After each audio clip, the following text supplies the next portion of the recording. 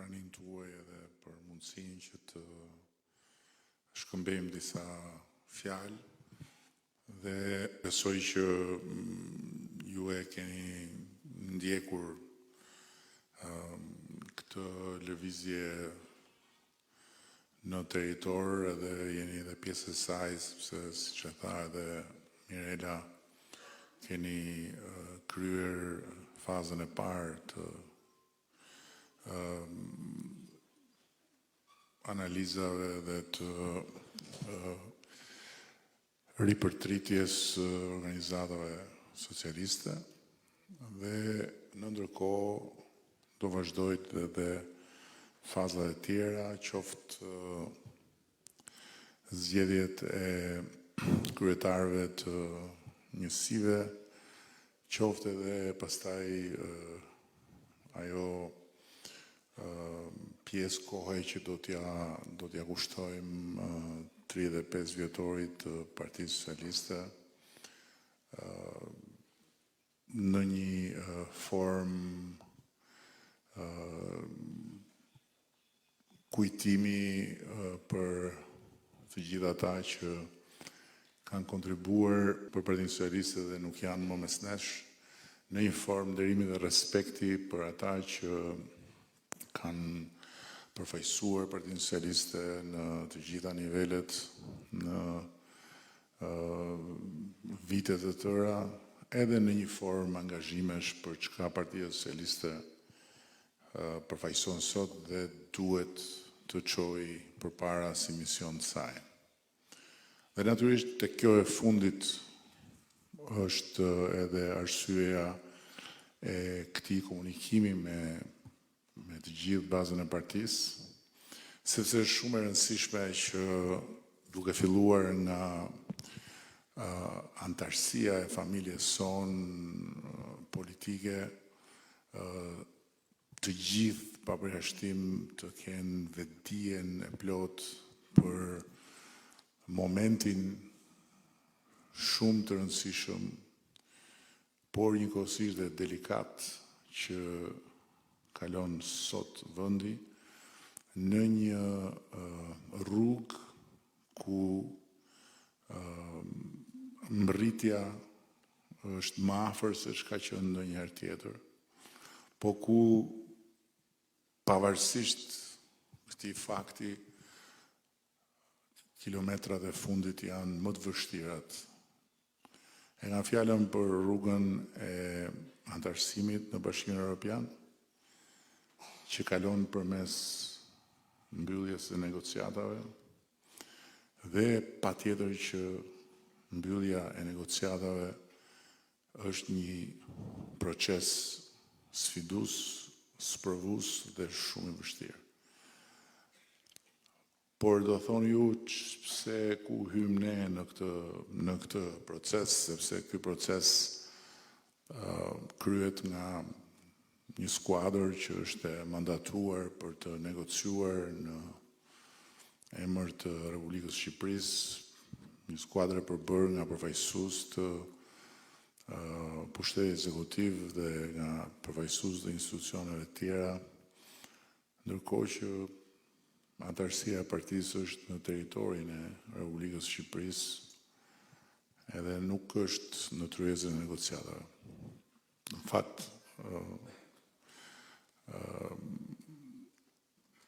negociatat energjinë dhe forcën e Shqipërisë që përfaqësohet në atë tryezë e marrin nga jeta dhe realiteti i punëve të përditshme të vendit tonë, në të gjitha drejtimet dhe nga të gjithë, jo vetëm nga qeveria, po nga të gjithë. Dhe natyrisht që boshti i gjithë këtij procesi është Partia Socialiste e Shqipërisë, sepse me Partinë Socialiste e Shqipërisë lidhet qoftë pushteti legislativ dhe ecuria e tij, qoftë pushteti ekzekutiv dhe ecuria e tij, dhe me ecurinë e këtyre dy pushteteve lidhet një pjesë e mirë e suksesit të negociatave. Kur themi pjesë e mirë, themi pjesë e mirë sepse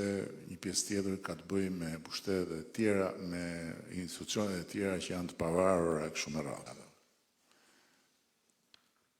Dhe detyrat hap pas hapi janë të shkruara, janë të listuara, janë të kalendarizuara në kohë. Deri në këtë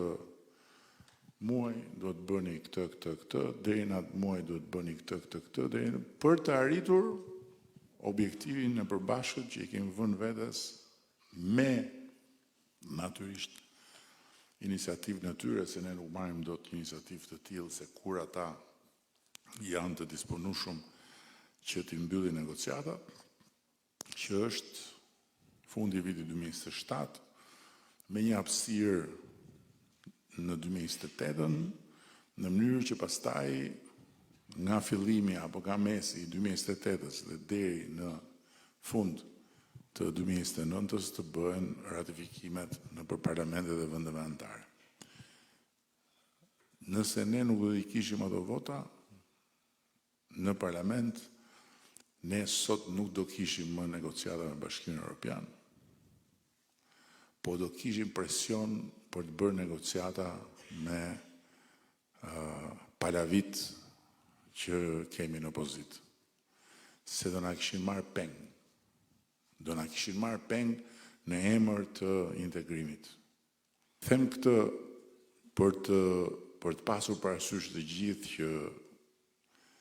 kur thosha na duhet një mandat më i fortë se ai më përpara, shikoja pikërisht ato që vini më pas. Dhe jo pushtetin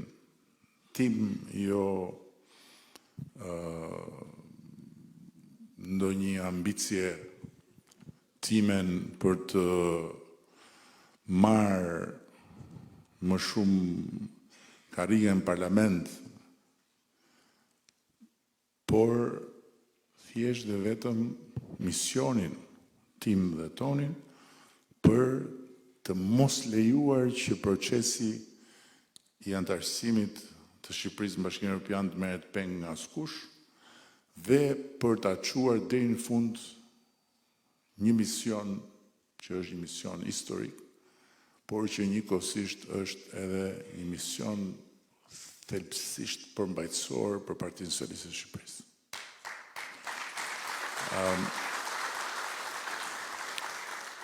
Dhe këtu është shumë e rëndësishme që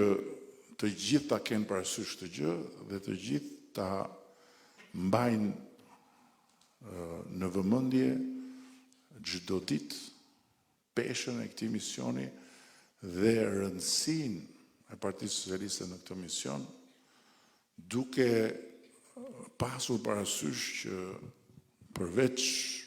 familjes tonë politike dhe atyre që ne na e dhanë mbështetjen për ta çuar deri në fund këtë mision, të gjithë të tjerët jo janë kundër nesh, se kundër nesh është normale se jemi në një vend demokratik edhe s'do jemi të gjithë dakord, po janë të fiksuar për të bërë çdo gjë dhe për të nxjerrë çdo gjë nga goja dhe për të derdhur çdo llum në rrugët e komunikimit, në kanalet e informacionit që të na pengojnë në këtë rrugë. Dhe këtu vjen nevoja që ne, Partia Socialiste, të bëhemi realisht një mur i pakalueshëm për dezinformacionin, një mur i pakalueshëm për gjithë ato që thuhen qëllimisht, liksisht, poshërsisht dhe pastaj hidhen në qarkullim për të çoroditur dynjan. Ne nuk jemi një forcë politike apo një organizat pa të meta, pa gabime. Por ama, nga ana tjetër, ne nuk duhet lejojmë askënd që të hedhi poshtë dhe të mbuloj me palë gjithë atë punë të jashtëzakonshme që ne kemi bërë së bashku dhe që e ka sjellë Shqipërinë në këtë pikë ku është sot, që është pika më e mirë ku Shqipëria ka qenë ndonjëherë. Dhe kjo është një vërtet që mund ta prekësh ngado. E kemi nisur këtë rrugë me një vend që kishte më pak se 10 miliard euro prodhim të përgjithshëm kombëtar. Sot jemi në 27 miliard euro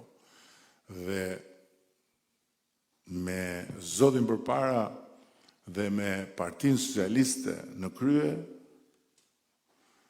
mund të shkojmë në 35 miliard euro në fund të kësaj dekade. E kemi nisur këtë punë me 400 milion euro investimet huaja në vit dhe vitin e shkuar shkuam në 1.6 miliard dhe me zotin përpara dhe Partinë Socialiste në krye ne brenda kësaj dekade mund ta çojmë këtë shifër në dyfishin e saj. Dhe këtë e them duke pas parasysh projektet që kemi në proces. E nisëm të punë me të ardhura për frym rreth 3.000 euro, të ardhura për frym rreth 3.000 euro për person dhe kemi shkuar në 11.000 euro. Sot që flasim dhe duam të shkojmë në 15.000 në fund të dekadës. Dhe të gjitha këto janë rezultate të shumë gjërave që janë bërë në një vend kur ne morëm detyrën numëroheshin 2 milion turist, ku për turist numëroi edhe ai malukati para arsim sa herë kthehej nga vizitat e shtetit. Çdo shqiptar që hynte në kufi mbasi ikte jashtë numëroi për turist. Sot nuk kemi 2 milion, kemi 12 milion. Dhe i kemi të tërë me pasaport të huaj, jo me pasaport shqiptar, nuk numërojmë veten kur dalim jashtë dhe kthehemi. Dhe mjafton të shikosh Gjirokastrën, se ç'a ishte me hotelet që numëroheshin me gishta dhe njerëz dorë, edhe ta shikosh sot se çfarë është, për të kuptuar se çfarë jo thjesht mund të bëhet, po çfarë do të bëhet me zotin përpara dhe me Partinë Socialiste në krye.